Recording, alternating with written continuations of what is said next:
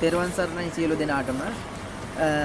ඉතින් අද මේ වීඩියෝ එක ගේන්නේ අපි මේ ලෝකවාසී සියලුම ක්‍රිස්තියානි ජනතාව නත්තල සමරන්න සූදානම් වෙන අවස්ථාව.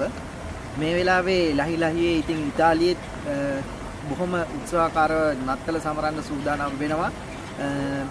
ලංකාවෙත් අපි දන්නවා හැම නිවසකම ගවලනේ හදලා නත්තල් ගහ හදලා මුල් තැනක් දෙනවා මේ ගවලනේට හා නත්තල් ගහට මේ ජේසුස් වහන්සේගේ උපත සනිටුහන් වන අවස්ථාව සිහිපත් කරන්න. ඉතින් මම මේ වෙලාවේ කියන්න ආවේ අපි මේ උතුම් වූ ජේසුස් වහන්සේගේ උපත සමරන අවස්ථාවේදීවත් ගවමස් වලින් වැළකෙමු කියන එක කියන්න.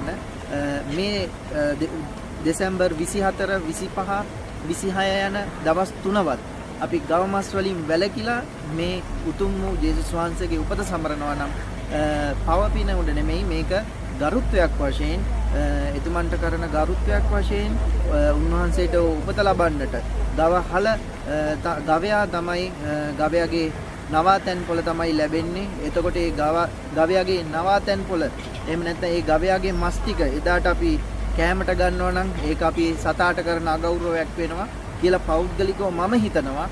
ඉතින් ඒ නිසා අපි ඒ වැරැද්ද නොකරමු කියලා මම හිතනවා. මේ දින 3 පුරාවට අපි මුළු අවුරුද්ද පුරාම සමහර අපි මේ ගවමස් අනුභව කරනවා. ඉතින් මේ දවස් 3 හරි උන්වහන්සේට කරන ගරුත්වයක් වශයෙන් මම හිතනවා මගේ මතය මේක අපි ගවමස් වලින් තොර වෙලා ඉමු කියලා මම කියනවා. මොකද අපි ලස්සනට ගේ ඉස්සරහා ලංකාවේ ගත්තොත් එimhe හැම හන්දියක් ගානෙම ලස්සන ගවලනයක් ඉදිනවා, ලස්සන නත්තල් ගහක් හදනවා.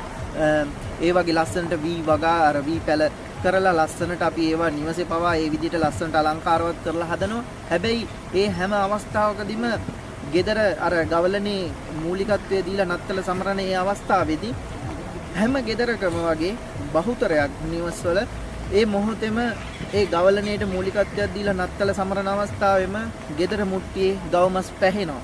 ඉතින් ඒක ජේසුට උපත දුන්නු ගවහලේ ඒ අයිතිකරු ගවයාගේ මස් ටික අපි මේ මොහොතේ ඒ ගෙදර නිවසේ ඒ විදිහට තම්බලා අනේක අගෞරවයක් හැටියට මට පෙනුණා. ඉතින් ඒකයි මම මේ ඔබලට කියන්නේ අපි මේ නත්තල ගවමස් වලින් තොර නත්තලක් විදිහට සමරමු.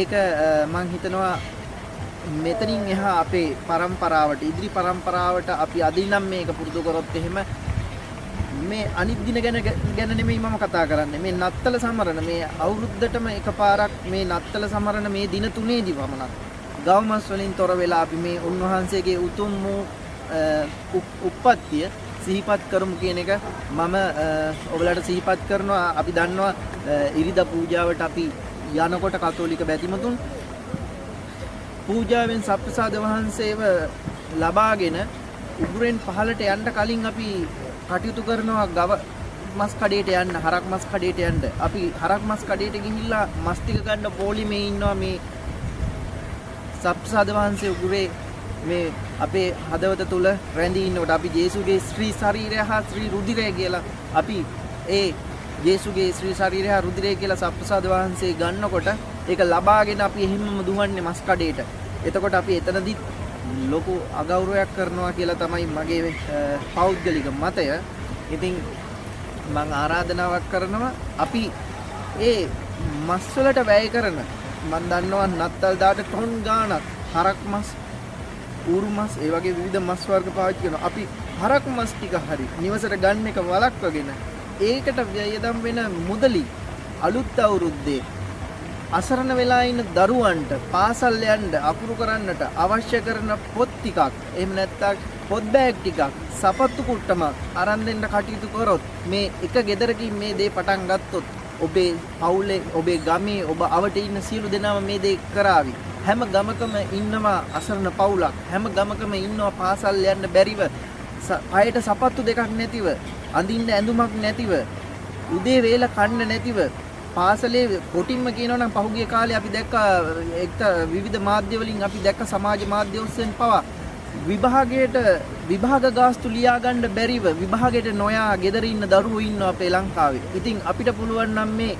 එදාට හරි මේ දින 3ට අපි පාවිච්චි කරන මේ ගවමස් වලට වැය කරන එහෙමත් නැත්නම් මේ හරක් මස් සඳහා අපි වැය කරන මුදල අපිට පුළුවන් නම් මේ අසරණ දිලිඳු පවුලක් වෙනුවෙන් දරුවෙක් පාසල් යවන්න අවශ්‍ය කරන උපකරණ ටික අරන් දෙන්න එකතු කරගන්න මං ඇත්තටම හිතනවා ඒක ලොකු පින්කමක් ඒක ලොකු පිනක් අපේ දරුවොත් ඒ මාර්ගය ඒක දරුවන්ටත් බොහොම සතුටු වෙන දෙයක් දරුවන්ගේ අතින් මෙවැනි පින්කමක් කරන්න පුළුවන් නම් ඒක ඉතාමත් හොඳයි කියලා මං හිතනවා ඒ හින්දා මං ආරාධනා කරනවා අපි හැමෝම එකතු වෙලා මේ අවුරුද්දේ මේ නත්තල ගව මස් වලින් තොර නත්තලක් හැටියට අපි සමරමු. ඉතින් මේ වීඩියෝ එක බලපු හැමෝටම බොහොම ස්තුතියි.